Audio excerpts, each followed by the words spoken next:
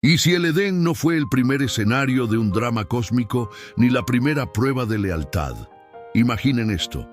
Mucho antes de que Adán siquiera soñara con una manzana, antes de que el paraíso se plantara en la tierra, ya había una guerra, una rebelión y sí, sangre en el cielo. No hablamos de Lucifer, hablamos de 200 ángeles que rompieron todas las reglas, descendieron a nuestro mundo y lo incendiaron con su desobediencia.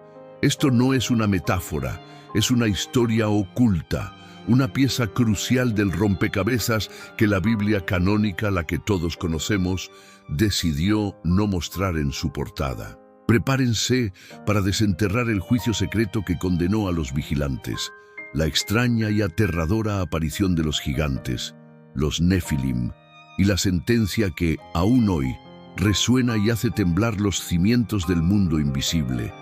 Es una narrativa tan impactante que redefinirá lo que creían saber sobre el Génesis y los orígenes del mal. Así que, respiren hondo, porque lo que están a punto de escuchar ocurrió mucho antes del Génesis, el cielo en calma.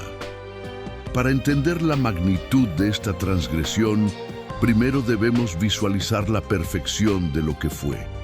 Imaginen la mañana misma de la creación, un cosmos recién horneado, donde cada galaxia giraba como un engranaje perfecto en una maquinaria divina. Los coros celestiales se elevaban en una sinfonía de alabanza, y la luz, una luz pura que no necesitaba del sol, lo impregnaba todo.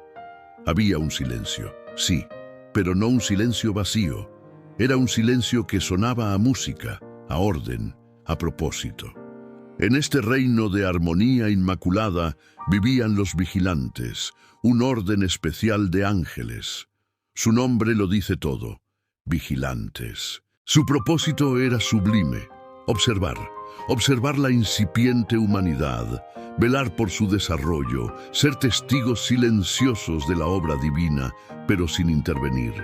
Piénsenlo, ¿cuál podría ser la tentación en un lugar tan perfecto? ¿Qué impulsaría a seres de luz a desobedecer una orden tan clara?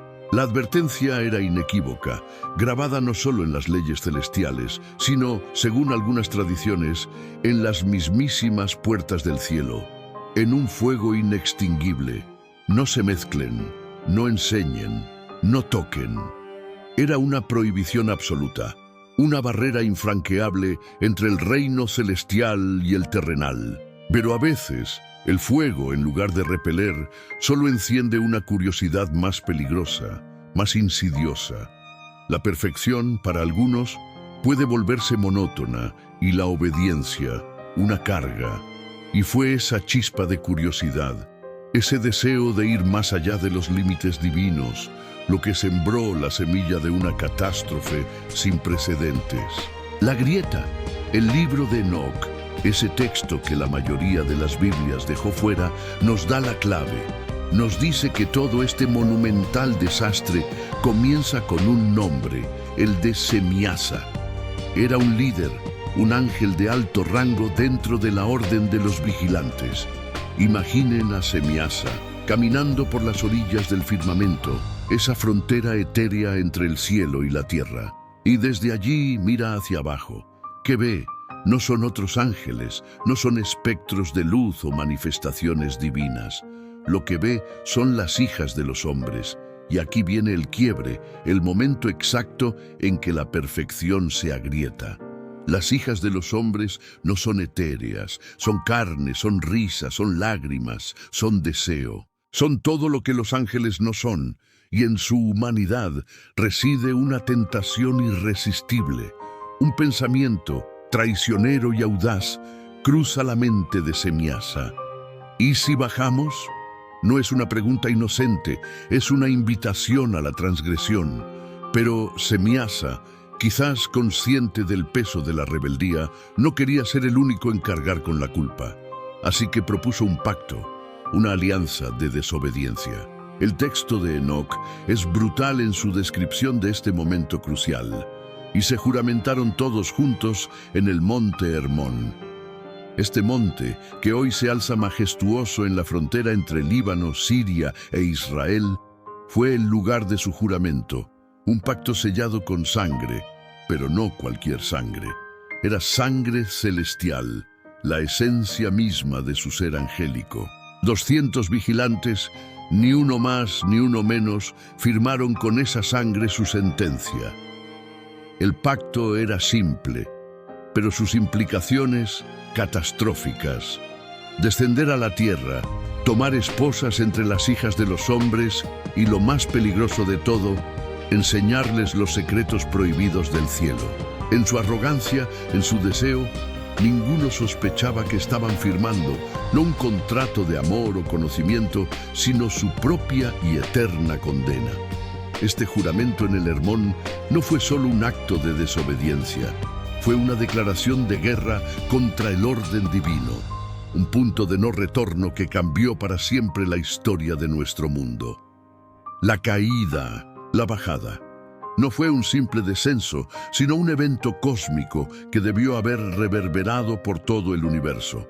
Las estrellas, testigos de este acto de rebeldía sin precedentes, se abrieron como cortinas de terciopelo oscuro, dejando paso a la procesión de los vigilantes. Cayeron en columnas de fuego, no un fuego destructivo, sino un fuego que marcaba su transición de lo etéreo a lo material, de lo divino a lo terrenal.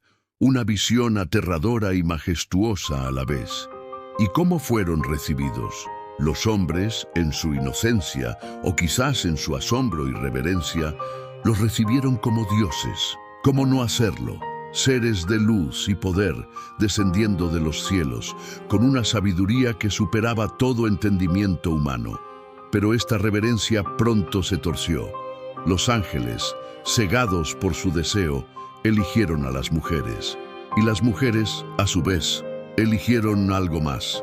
El conocimiento, el poder, la fascinación que emanaba de estos seres celestiales. El resultado de esta unión antinatural fue el primer gran escándalo cósmico, una abominación que reescribiría la historia de la vida en la tierra, los Nefilim, gigantes no solo en estatura, sino en apetito y en maldad. Estos seres, nacidos de la unión de lo divino y lo humano corrompido, no eran simples humanos de gran tamaño, eran depredadores, monstruos que, según Enoc, devoraban la tierra misma y en su insaciable hambre incluso a sus propios padres. Su existencia fue una plaga, una prueba viviente de la transgresión de los vigilantes. En poco tiempo, la tierra, que había sido un jardín de armonía, se transformó en un campo de batalla. La agricultura, la base de la civilización humana, se volvió guerra por los recursos. El bronce, que pudo haber sido una herramienta para el progreso, se convirtió en espada, un arma de destrucción masiva. La armonía, ese delicado equilibrio entre la humanidad y la creación, se desvaneció, convirtiéndose en un mero recuerdo, un susurro de lo que una vez fue. La caída de los vigilantes no fue solo su propia desgracia, fue la chispa que encendió la mecha de la corrupción en la tierra, sumiéndola en una oscuridad que solo un cataclismo sin igual podría limpiar. El conocimiento prohibido. La caída de los vigilantes trajo consigo no solo la existencia monstruosa de los Nefilim, sino también una oleada de conocimiento, una sabiduría que nunca estuvo destinada a la humanidad. Azazel, uno de los líderes más prominentes de los vigilantes y, según Enoc, el maestro de maestros, no se conformó con engendrar gigantes. Su pecado fue más profundo, más insidioso. Él enseñó a los hombres a forjar escudos, a pulir dagas con un filo mortal, a mezclar venenos que podían cegar la vida en un instante. Este no era conocimiento para la supervivencia, era conocimiento para la dominación, para la guerra, para la aniquilación. Pero Azazel no estaba solo. Otros ángeles caídos revelaron secretos igualmente perniciosos. Gadriel enseñó el arte de la guerra. Benemue instruyó a la humanidad sobre el uso de la tinta y el papel, y con ello, la capacidad de registrar las mentiras y las idolatrías. Cocabel reveló los secretos de la astrología, la adivinación y la hechicería, desviando la fe humana de lo divino hacia las estrellas y los ritos oscuros. Baraquiel enseñó las señales del rayo y el trueno para la adivinación. Y quizás lo más mundano pero igualmente corruptor, un ángel llamado Amasarak enseñó la brujería y los conjuros, mientras que otros revelaron el uso de cosméticos, la creación de joyas y adornos, todo lo que envanecía el espíritu y convertía al ser humano en un imitador de dioses, un aspirante a la vanidad y la superficialidad. El mundo se llenó de oro, sí, de riquezas materiales y de avances tecnológicos impensables para la época, pero también se llenó de gritos, gritos de dolor, de guerra, de injusticia. Las ciudades, antes pequeñas aldeas, se hincharon con la ambición y la corrupción. La tierra misma, herida por la violencia y la depravación, comenzó a gritar: ¡basta! Su lamento no era un eco mudo, era un clamor que, como una columna de humo ascendente, llegó hasta el trono celestial. Por primera vez en la historia de la creación, el cielo, el santuario de la perfección divina, se estremeció. La pureza inmaculada de la creación se vio manchada por la rebeldía y la maldad, y el eco de ese temblor cósmico anunció que la paciencia divina estaba a punto de agotarse. La llamada, el clamor de la tierra, ese grito de basta que brotaba de la sangre derramada y la corrupción rampante, no pasó desapercibido.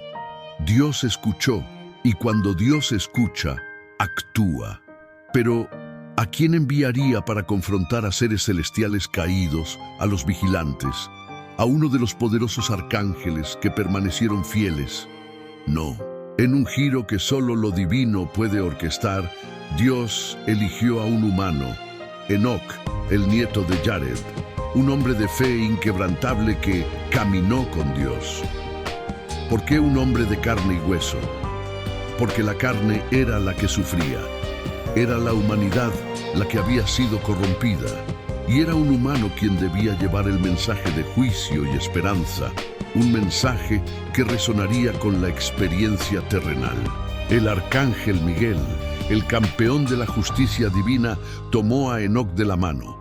No fue un viaje terrestre, fue un ascenso épico, una odisea a través de los 7 cielos.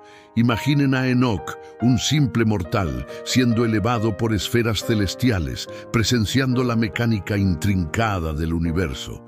Vio tronos de fuego, donde la divinidad se manifestaba en su forma más pura.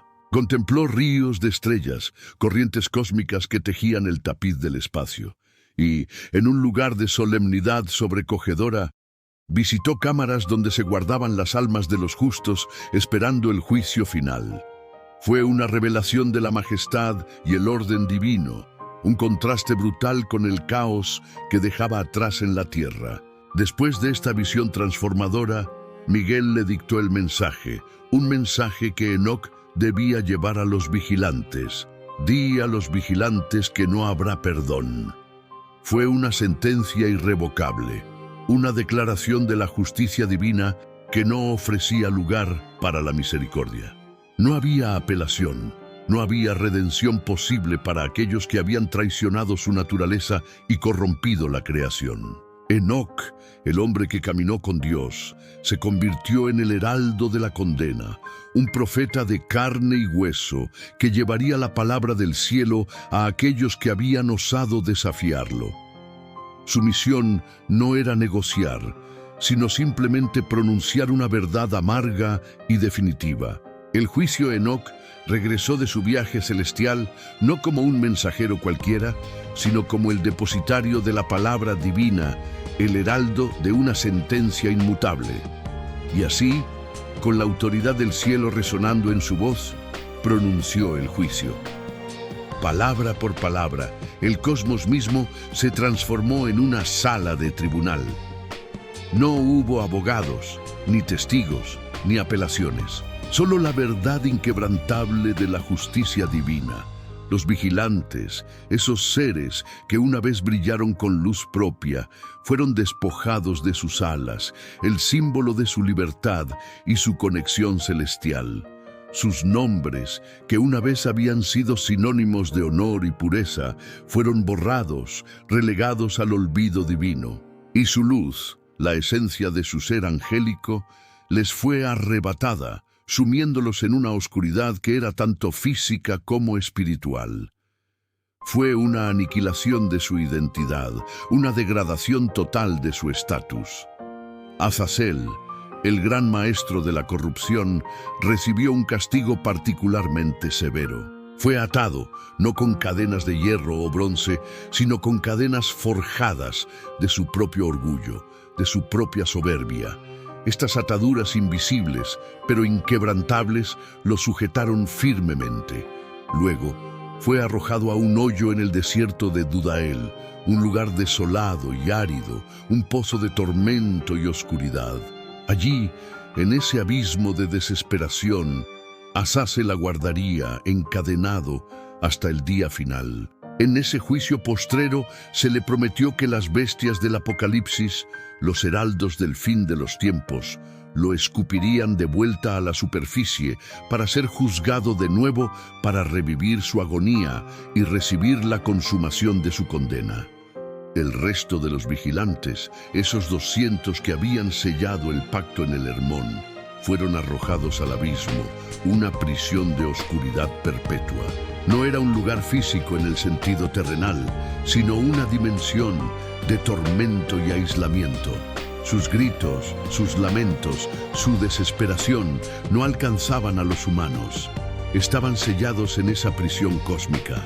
Solo las montañas, las antiguas y silenciosas testigos de la creación, parecían escuchar sus tormentos, respondiendo con avalanchas y temblores, como si la tierra misma gimiera en simpatía o en repulsión ante la agonía de los caídos. El juicio de los vigilantes no fue un evento pasajero, fue una reconfiguración del orden cósmico, un recordatorio sombrío de las consecuencias de desafiar la voluntad divina. El destino de los Nefilim. Con los vigilantes encarcelados, ¿qué pasó con su descendencia, los Nefilim? Estos gigantes, producto de una unión antinatural, no eran seres que pudieran simplemente desvanecerse. Sus cuerpos eran demasiado grandes, demasiado densos, para que la tierra los absorbiera sin más, y sus almas, o lo que quedaba de ellas, eran demasiado pesadas, demasiado corrompidas, para ascender al cielo.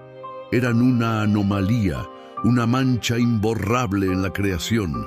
Dios, en su infinita sabiduría y su implacable justicia, permitió que se aniquilaran entre sí. Fue una guerra fratricida, un ciclo de violencia y autodestrucción que los consumió. Los Nefilim, que habían devorado la tierra y oprimido a la humanidad, se volvieron contra sí mismos, cumpliendo así una parte de su sentencia. Sus cuerpos gargantuescos cayeron, dejando cicatrices en el paisaje, pero su destino no terminó ahí.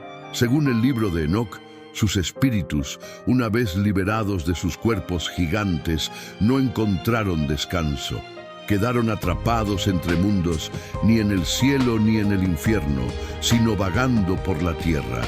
Estos espíritus, desprovistos de un cuerpo físico, se convirtieron en lo que conocemos como demonios. Sí, Enoc sugiere que estos espíritus de los Nefilim son los mismos demonios que aún hoy buscan poseer cuerpos humanos, que susurran tentaciones y siembran discordia. Son las sombras persistentes de esa antigua corrupción, una prueba viviente de que la maldad de los vigilantes no solo tuvo consecuencias para ellos, sino que dejó una herencia maligna en nuestro propio mundo. La tierra, después de este cataclismo, quedó sembrada de estas sombras, una contaminación espiritual que, según Enoc, ningún diluvio, por más purificador que fuera, pudo lavar por completo. El legado de los Nefilim, por lo tanto, no es solo un cuento antiguo, sino una explicación de la presencia del mal espiritual que aún nos acecha. ¿Por qué no está en Génesis? Ahora volvamos al texto que sí conocemos, el que se encuentra en la mayoría de las Biblias, el Génesis. Si esta historia de los vigilantes y los Nefilim es tan monumental, tan crucial para entender los orígenes del mal, ¿por qué el Génesis solo la menciona de pasada? Nos encontramos con Génesis 6, versículos 1 al 7, una sección increíblemente breve que apenas insinúa la historia. Cuando los hombres comenzaron a multiplicarse sobre la faz de la tierra y les nacieron hijas, los hijos de Dios vieron que las hijas de los hombres eran hermosas y tomaron para sí mujeres de entre todas las que les gustaron. Entonces el Señor dijo: Mi espíritu no contenderá con el hombre para siempre, porque ciertamente él es carne. Serán, pues, sus días 120 años. Había gigantes en la tierra en aquellos días, y también después, cuando los hijos de Dios se unieron a las hijas de los hombres, y ellas les dieron a luz hijos. Estos fueron los héroes de la antigüedad, hombres de renombre. Y el Señor vio que era mucha la maldad de los hombres en la tierra, y que toda intención de los pensamientos de su corazón era solo hacer el mal continuamente. Eso es todo. Apenas 5 versículos. 5. No hay un juicio detallado para los ángeles, ni mención de prisiones celestiales, ni el nombre de Azazel o Semiasa. Es un silencio casi ensordecedor, ¿verdad? ¿Por qué esta omisión tan flagrante de un evento tan cósmicamente significativo? La respuesta es compleja y se arraiga en la historia de cómo se formó el canon bíblico. Los escribas y editores del Segundo Templo, quienes compilaron y canonizaron gran parte de lo que hoy conocemos como el Antiguo Testamento, tenían un objetivo muy claro. Querían un relato compacto, coherente y, sobre todo, centrado en la humanidad. Su propósito principal era establecer la relación entre Dios y su pueblo elegido, Israel, y la historia de la salvación humana. Incluir un juicio angelical tan detallado y dramático como el que presenta Enoc habría desviado la atención de este enfoque. Habría complicado la narrativa, añadiendo una capa de teología angelical que no era su preocupación principal. El mensaje teológico que querían transmitir era claro y directo. El mal no es solo una importación celestial. El mal empieza en el corazón humano. La desobediencia de Adán y Eva, la envidia de Caín, la corrupción generalizada de la humanidad antes del diluvio, todo esto se presentaba como el resultado de la elección humana, no solo de la rebeldía celeste. Hablar en profundidad de ángeles caídos podría haber diluido la responsabilidad humana.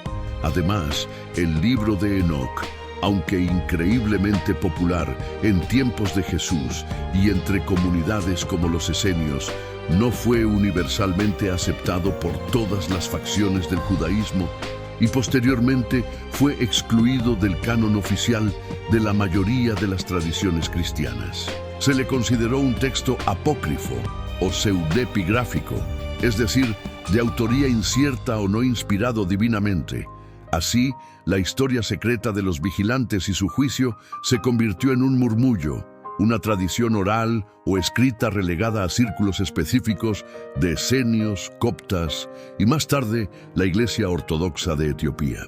Para el resto del mundo abrahámico, el drama cósmico de los ángeles caídos se mantuvo en las sombras, un misterio no resuelto en las páginas sagradas. Eco en el Edén, ahora conectemos las piezas. Si los vigilantes corrompieron la tierra con su descendencia gigante y su conocimiento prohibido mucho antes del diluvio, y si su juicio ya había sido dictado, ¿qué implicaciones tiene esto para la historia del Edén? De repente la serpiente en el jardín no es la primera tentadora, ¿verdad? El mal, la corrupción, la desobediencia ya rondaban por la tierra, ya habían infectado el tejido de la creación, mucho antes de que Dios plantara ese jardín paradisíaco. Esto nos lleva a una pregunta fascinante. ¿Fue casualidad que el árbol del conocimiento del bien y del mal estuviera prohibido? O quizás la lección para Adán y Eva no era simplemente no comas de este fruto, sino no repitan la misma fórmula que ya condenamos en Los Ángeles. Tal vez la prohibición no era solo una prueba de obediencia, sino una advertencia basada en una tragedia anterior. Los vigilantes habían buscado un conocimiento que no les correspondía, una sabiduría que los llevó a la corrupción. El árbol del conocimiento podría haber sido una metáfora, una lección práctica, para que la humanidad no cayera en la misma trampa de la arrogancia y la búsqueda de una sabiduría que los separara de Dios. Adán y Eva, entonces, no nacieron en una pizarra en blanco. Heredaron una tierra que ya estaba, en cierto sentido, precontaminada, no solo físicamente, sino espiritualmente por la influencia de los demonios, los espíritus de los Nefilim, y la sombra de la rebelión angélica. Su pecado, la desobediencia en el Edén, no es el inicio absoluto del mal en el cosmos, sino una réplica en miniatura, un eco de una rebelión mucho mayor y más antigua. Es como si el drama cósmico de los ángeles se miniaturizara en la experiencia humana. La expulsión del paraíso, ese momento tan icónico de la narrativa bíblica, adquiere una nueva y sombría resonancia. No es solo el castigo por un solo acto de desobediencia humana. Es el epílogo de un proceso mucho más largo, el acto final de una purificación divina que comenzó con el juicio de los vigilantes. La humanidad es expulsada de un jardín que, aunque paradisíaco, ya estaba ubicado en un mundo que había sido testigo de una caída mucho más dramática. El juicio a los ángeles funciona como una advertencia cósmica y la tragedia del Edén como una dolorosa confirmación de que la desobediencia, sin importar el origen, siempre tiene un precio. Sección 10. Legado eterno. Han pasado miles de años desde que Enoc supuestamente pronunció la sentencia, y el eco de esa antigua historia aún resuena en nuestra cultura y nuestras creencias. El nombre de Azazel, por ejemplo, no se perdió en las arenas del tiempo. En la tradición judía, en el sagrado día de la expiación, Yom Kippur, se realizaba un ritual fascinante y profundamente simbólico. 2 machos cabríos eran presentados ante el sacerdote. Uno era sacrificado a Dios. El otro, el macho cabrío para Azazel, era cargado simbólicamente con los pecados del pueblo y luego enviado al desierto, a la soledad, a la oscuridad. Este ritual, que se menciona en Levítico, es una conexión directa con la figura del ángel caído, un recordatorio de que los pecados, la corrupción, son desterrados a la morada de la oscuridad y la rebelión. Y el arcángel Miguel, el que tomó a Enoc de la mano y le mostró los cielos, sigue siendo una figura central. En la liturgia cristiana, es el arcángel defensor, el líder de los ejércitos celestiales contra las fuerzas del mal, el protector contra las sombras que los Nefilim y los demonios dejaron a su paso. Su figura es un contrapunto constante a la rebelión, un símbolo de la justicia divina y la lealtad inquebrantable. Los Nefilim, esos gigantes de la antigüedad, también tuvieron un legado. Aunque su nombre no siempre se recuerda directamente, su arquetipo se transformó y se infiltró en las mitologías de todo el mundo. ¿Acaso no vemos su sombra en los héroes griegos de fuerza sobrehumana, hijos de dioses inmortales? En los titanes que desafían el orden cósmico. Incluso en la era moderna, en las páginas de nuestros cómics, los superhéroes y villanos a menudo encarnan esa dualidad de poder y corrupción, de origen extraordinario y consecuencias devastadoras. Si este relato te está haciendo replantear todo lo que creías saber sobre el Génesis, sobre el origen del mal y la historia de la humanidad, entonces dale un buen me gusta a este video. Así, el algoritmo no lo enterrará en el olvido, como los escribas hicieron con el libro de Enoc. Y si quieres que sigamos explorando estas historias ocultas, estas verdades incómodas, suscríbete al canal. Hay mucho más por descubrir, como la versión etíope completa del libro de Enoc, la que la Iglesia Ortodoxa de Etiopía sí incluye en su Biblia. No te lo pierdas. El olvido deliberado. El destino del libro de Enoc y de otras narrativas apocalípticas no fue el resultado de una simple negligencia. Fue una decisión consciente, una estrategia. Durante los siglos IV y V, el cristianismo pasó de ser una secta perseguida a la religión oficial del Imperio Romano. Con este cambio de estatus, la Iglesia necesitaba unificar su doctrina, consolidar su mensaje y presentar una imagen de cohesión y autoridad. En este contexto, los textos apocalípticos, como el libro de Enoc, se volvieron incómodos. Hablaban de ángeles que fallaban de manera espectacular, de un Dios que castigaba sin negociar, de un cosmos plagado de prisiones flotantes y de una escatología compleja y a menudo aterradora. Estos relatos, aunque profundos, eran difíciles de integrar en una teología que buscaba presentar un Dios más comprensivo, un camino de salvación claro y una iglesia unificada. Podían generar confusión, divisiones y herejías.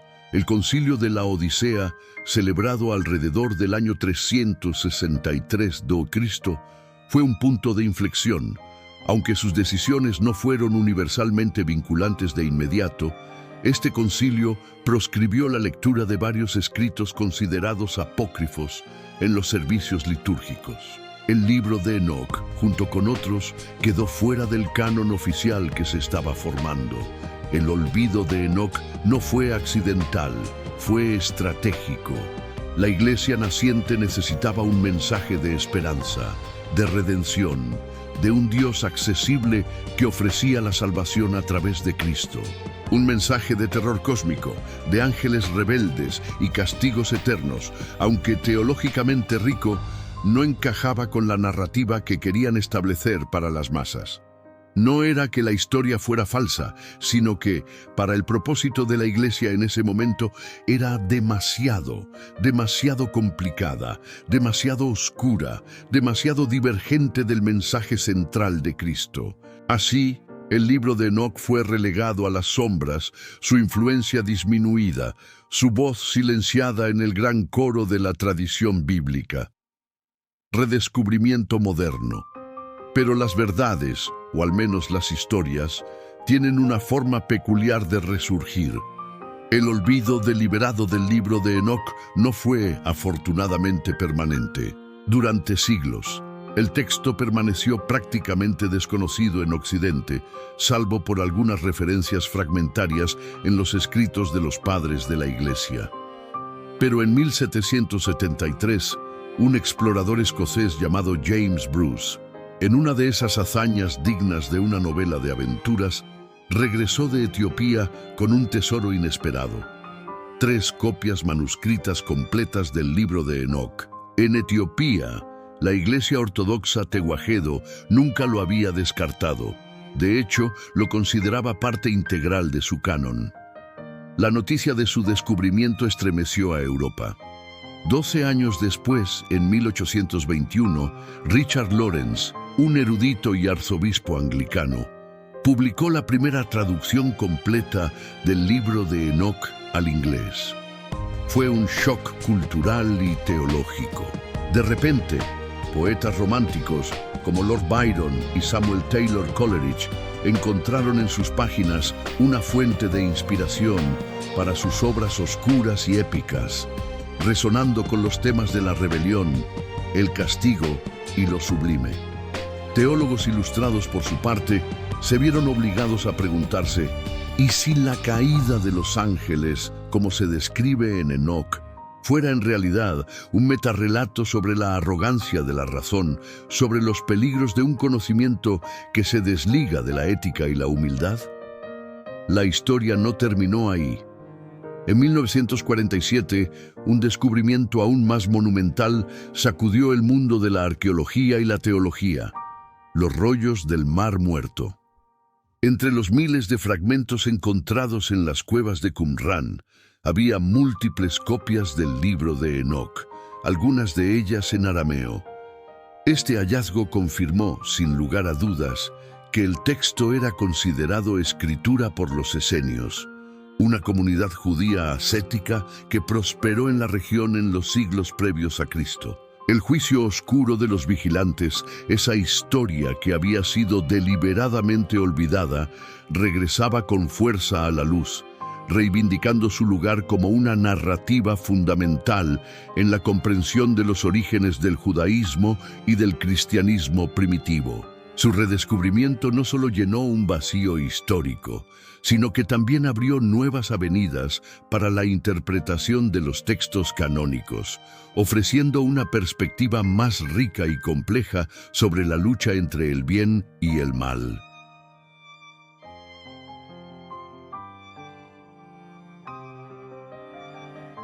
Autodestrucción. Piénsenlo. La historia de los vigilantes nos desafía a ser conscientes del poder que tenemos, del conocimiento que generamos y de las herramientas que creamos. Nos insta a preguntarnos: ¿estamos construyendo un nuevo Hermón, donde se sellan pactos de conocimiento irresponsable? ¿Estamos engendrando nuevos Nefilim, entidades o sistemas que, aunque poderosos, devoran la armonía y la humanidad? Esta narrativa antigua nos obliga a reflexionar sobre nuestra propia responsabilidad en el presente.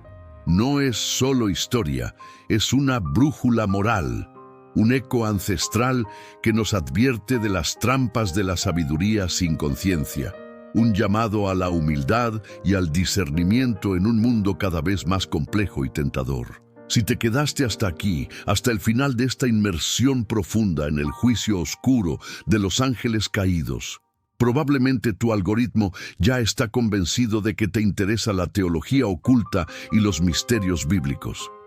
Y no lo defraudes. Comenta aquí abajo qué parte de esta historia te dejó pensando, qué te sorprendió más o qué nuevas preguntas te generó. Y por favor, comparte este video con alguien que, como tú, crea que el Edén fue el primer drama humano. Porque, como hemos visto, hay un juicio mucho más antiguo que cambió el universo y que apenas susurra su nombre: vigilantes. Así que ya lo sabes. Antes de que la serpiente ofreciera la manzana, hubo una estrella que se partió en dos, una luz celestial que se convirtió en fuego de condena.